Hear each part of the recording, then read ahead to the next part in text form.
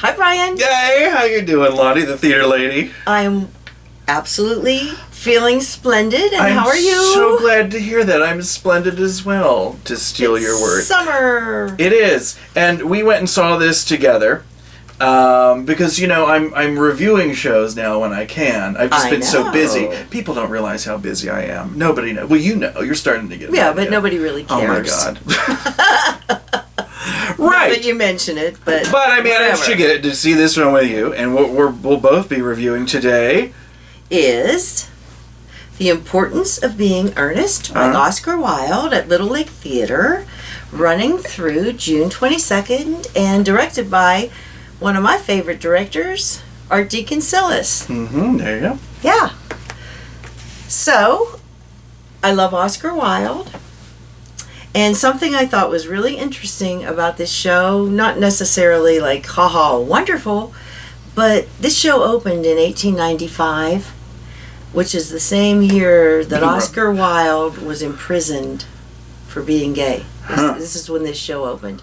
And what I love about this show are the themes, that keep recurring, how he really scoffed at Victorian morality and hated the lack of spontaneity and felt like it took all the joy out of life. And he did everything he could with his very, very witty dialogue and quotes to let us know how little he thought of what the Victorian morality was doing to people's lives. But I just can never buy that the sort of contrived scenario of two women in this play that have a fetish for men named Ernest. That's so preposterous. That's ridiculous. But at that time, with that whole Victorian morality being earnest... I don't think that had anything to do with it. Well, there was a play on words there. There was the double meaning of the name. And I what get the that, name but meant. that's not why they were into the name Ernest. They were just peculiar. And I've always thought that's like so... I just never bought that. Well, I thought that was the whole point of it. Was how peculiar it's peculiar. The Victorian Well, I don't know. Is there a morality name was. that like turns you on? Like if there was a guy named, like you'd be like, yeah. "What? What's your name?" Yeah. Or we can't. The name is publicize it. Marvin Gaye. Oh. But or like a first name, Marvin. Does that do it? Like if you're at the checkout and it says Marvin, you get like weak in the knees when he's. No, it has to be Marvin Gaye. But anyway, moving on. The play. So we just discussed the themes, and I don't even know that the plot it's so convoluted. Just that these two guys have two imaginary friends to keep them from doing things they don't want to do that they feel obligated to do. Yeah, I could probably use that every now and then. Yeah, but I would say the themes are still relevant today in this. Oh, sure. And who I know. One of the people that I really liked as an actor. What's one of the ones you liked? Okay, well, when you first told me that we were going to see this, I didn't know anything about this. I didn't know the cast. And I said to myself, oh my gosh, I hope Kathleen Regan is playing Lady Bracknell. Okay. I hope that A, she was available, and B, they cast her. And that was the case. She's one of my favorite actresses to see on stage in Pittsburgh. I don't care who knows it, I'll say it. Okay. And I was really looking forward to this. And she did so well in that role. She was very into it, very believable, and very much Lady Bracknell. Anybody else strike you? Well, let's hear yours. Well, she had a pretty small part as the tutor, Miss Prism. Oh, yeah. But Mary Meyer has the most wonderful facial expressions. And in a little venue like Little Lake, where you're up close and personal, you can see every little reaction on her face. And she never fails to crack me up. Yeah, she was good. It was a small role, but she was really good. But I liked Algernon.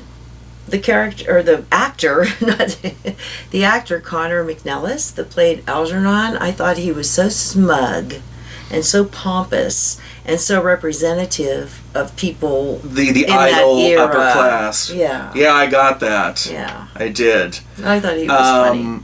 It's so hard, I think, to separate Oscar Wilde from his work, from his words. I mean, I listened to this play, and all I hear is Oscar Wilde. In every one of the characters, the men, the ladies, I hear Oscar Wilde.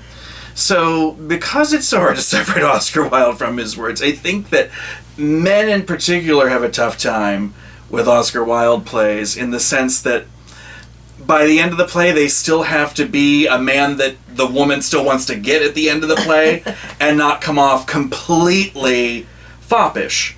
That's a perfect word for Algernon. Yeah. And I remember we walked out of the play. I don't know as much about Oscar Wilde as you do, but when we walked out, I remember saying to you, Algernon was Oscar Wilde.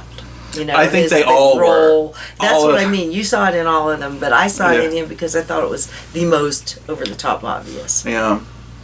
But if you love Oscar Wilde, this was delightful, and the witty dialogue. Oh my gosh. Yeah, and it moved fast. There's 2 intermissions. It's broken up into 3 acts. Didn't feel long, but the one thing I think I would have liked to have seen a little bit more, and it's absolutely enjoyable evening at theater. It felt to me like somewhere in the last week of rehearsal, somebody said to the cast, "Pacing, pick it up, come on, pick it up." And then they did it in rehearsal, and then still got the note, no, we have more pacing. Because a lot of times it's just like, boom, just charging through that thick, rich wit and dialogue. And you do have to keep a show like this a pace, but I think, when you just are going for speed, you're not acting. And I think a lot of opportunities were missed because it was just clocking, which I think to an extent is good, but you've got to find a decent balance before that, and it lacked subtlety too, because it was just shoom. But the good news is, it moved. We weren't did bored. Not drag, not for 1 minute. And I think that Art, who directed it, has a really good sense of that sort of period comedy. Oh, and, sure. Those rhythms and things. But just like see a little more subtlety and variances in the comedic delivery. But certainly a fine treatment of Oscar Wilde and a fun night out. We had a good time. Yes, indeed. Cheers. Mm-hmm.